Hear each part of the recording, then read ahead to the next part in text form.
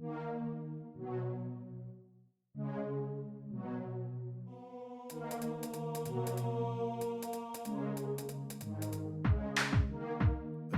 damage is the name. Hello and welcome to NycosRPG. I'm Jonathan Albin, the Games Master, and I am also the host for your show today called The 10. I will be using this format going forward to not so much count down 10 items necessarily from like a intensity level. That's kind of not my thing, but I am going to cover 10 items that particularly appeal to a specific topic. So today's topic is the 10 unique things about the new NycosRPG. It's kind of the beginning of a series of videos I will be doing promoting and telling you about the NycosRPG that we releasing very shortly. It's in the final edits and such at this point. The first thing that you need to know about is that NycosRPG is arguably going to be one of the fastest to the table rates for a role-play game ever, going from the actual describing of the game to actually having a filled out persona portfolio sheet in about 30 minutes. It intended to be fast, self-explanatory in many cases, and relatively intuitive. There will be some dice rolling that may play into that, but we will get into that in a moment. But just realize that it's arguably going to be one of the fastest systems out there in terms of getting the game going. One of the biggest threshold problems with role-play games is it's hard to bring somebody in who's never played before, because nobody wants to sit through an interminable hour and a half, 2 hours creating a character sheet, and more importantly have to explain all kinds of nuanced mechanisms for achieving different things. The NycosRPG system doesn't take that long to process, because many of the pieces of it are actually intuitive to the way we think. The second thing that is particularly nuanced and useful about the NycosRPG is that it is the first practical innovation in role-playing games in almost 50 years. I have been a storyteller and games master since, if you will, the beginning of the hobby. I learned to play, as many of you already know, about 50 years ago from one of the guys who designed the role-play game Dungeons and Dragons, and so I've been a storyteller and director, and I've been involved with the role-play environment for all of that time, virtually non-stop, playing an average of one game a week for the entire period. So I've seen systems come and go, and this is the first truly innovative one in the last 50 years. We'll go into the particulars of that when we start doing the actual reveals. The third thing about the NycosRPG that is really exciting is that it is a deconstructionist and disruptive role-play mechanism, in that everything, virtually any other system out there, can be made compatible with the NycosRPG, because it's not so much a mechanism as an interpretation, and so therefore you can fundamentally bring any character from any other mechanism over into the system readily, easily, and adapt to the NycosRPG roleplay mechanism, because it is so different from what you played before that it doesn't run over or supersede other systems. Instead, it embraces them and allows you to bring materials over rapidly and conveniently. The fourth element of NycosRPG that is really intriguing and makes it unique is that it takes into account both what the players desire from their roleplay experience and what the storyteller kind of has to demand in order to tell the story he wants to tell. The disconnection between player advancement and storyteller mechanism is very concise, very clear cut, and it makes it a breeze to be a storyteller. From a game master side, it's amazing, because it relieves you from a lot of the obligation and duty that's necessary to bring characters into the story. But on the other side, also, it's fulfilling the very things that players have demanded from the beginning, that other mechanisms kind of left on the table and left for the storyteller to have to adjudicate Alrighty, so the fifth unique thing, it's not really unique because the other properties have done it, especially with early launches. Even Dungeons and Dragons itself followed this mechanism initially, but the product itself, the NycosRPG, is intended for each system to book to be a standalone full product for both the players and the directors, reducing the overall burden of expense of participating in it, but also to make the process easier to move from being, say, a player to a storyteller. You already have everything you need to move from being just a player in a story to being the director in another story, because you will already have all of the mechanisms at your fingertips.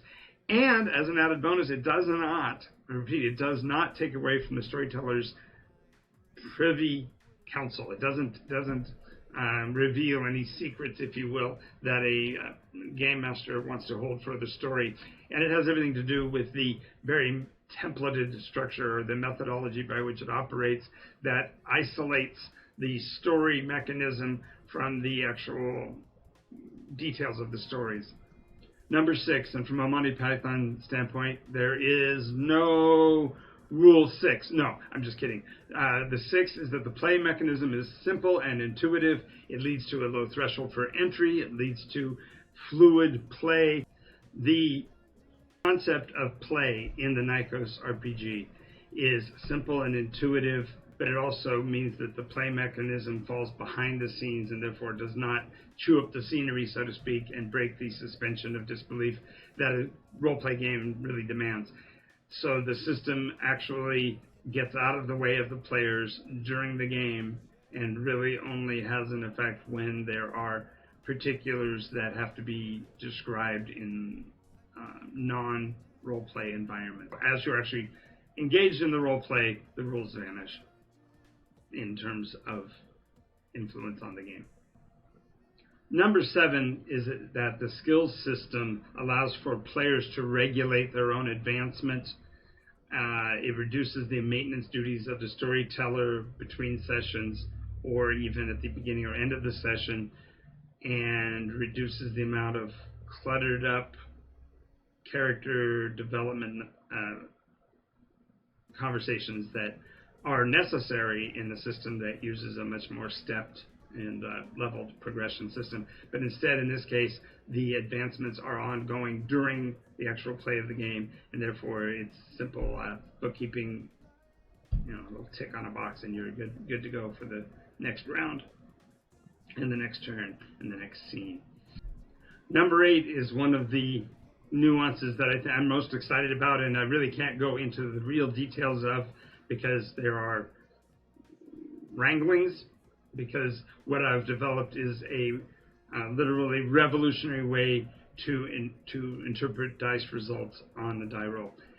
I can't go into more than that at this point, but just realize that it is so different that it will literally change the face of games in general, not just role-play games, but spilling the beans. And so wait for a later video. As soon as I'm able to, I'll be definitely crowing a lot about number 8 here. Number 9 is one of the things I'm most excited about, because while we are launching Dark Shards as the primary or the initial system book release, this mechanism is going to support the concepts beyond the standard dramatic barriers that roleplay have been associated with. For example, there are no mechanisms for which one can adjudicate or even monitor the value, the identity, the nuance of good roleplay versus less than good roleplay, and there's no way to reference for example, the arrogance or the awareness of the character beyond the capability of the player to play the role. And this mechanism provides some insight and ways to look at roleplay in new ways, which means we break down barriers even between genres. So we're going to be looking at, through the NycosRPG, beyond just Dark Shards, the mechanistic ways of introducing entirely new genre to roleplay. And I'm really excited about that. Number 9 is going to be, in terms of value is going to be way up there on the scale. And although it doesn't play a part in the initial launch, it definitely is part of the overall rollout. And finally, number 10 is arguably the most nuanced of these because it actually supports the NycosRPG IP protecting branding mechanism that will be coming out, allowing designers of other role-play environments to protect their own intellectual property while at the same time expanding the awareness of their property by coordinating the building of support materials for the collective of NycosRPG that at once secures and supports the fledgling IPs of the developers while expanding the value and awareness that the NycosRPG footprint will make over time. And that development, of course, is left to the designers to operate at their own rates. So it's not a grinding mill of new property just simply to create new property, but gives a chance for the full development of intellectual property by games designers, by novelists and such within the environment of the NycosRPG spectrum, I guess you would call it. There'll be a whole lot more coming out in the future. I do want to thank you for watching this video, and also to remind you that this and all of the other Nykos event materials that are being produced right now are under the sponsorship of Board Games Paradise. It's a local store in Redlands, California.